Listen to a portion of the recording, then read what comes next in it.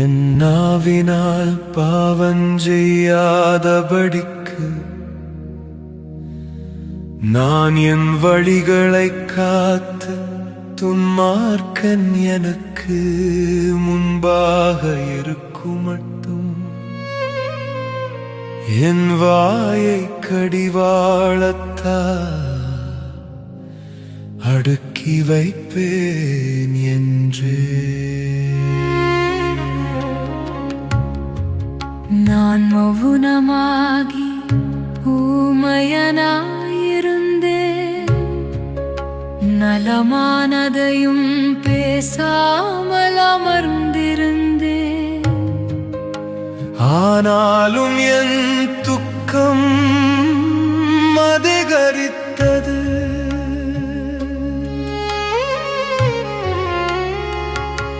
என் இருதயம் எனக்குள்ளே அனல் கொண்டது. நான் தியானிக்கையில் அக்கினி மூண்டது.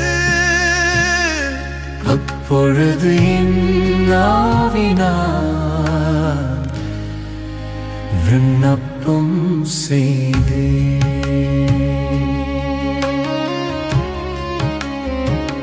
கர்த்தாவே, நான் எவ்வளவாய் நிலையற்றவன் என்று உணரும்படி என் முடிவையும் என் நாட்களின் அளவு இவ்வளவு என்பதையும் எனக்கு தெரிவியும்.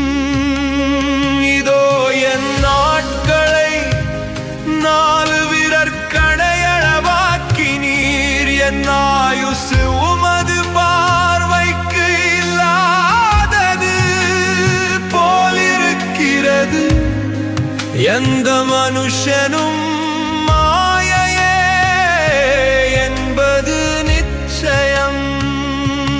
வேஷமாகவே மனுஷன் திரிகிறான், விருதாவாகவே சஞ்சலப்படுகிறான்.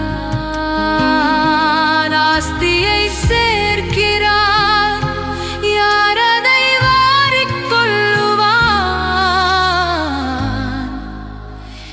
என்று அறியான். இப்போதும் ஆண்டவரே, நான் எதற்கு எதிர்பார்த்திருக்கிறேன்? நீரே என் நம்பிக்கை. என் மீறுதல்கள் எல்லாவற்றிலும் இருந்து என்னை விடுதலையாக்கும். மூடனுடைய நிந்தனைக்கு என்னை ஒப்புக்கொடாதேயும். நீரே இதை செய்தீர் என்று நான் என் வாய் பிறவாமல் மௌனமாயிருந்தேன்.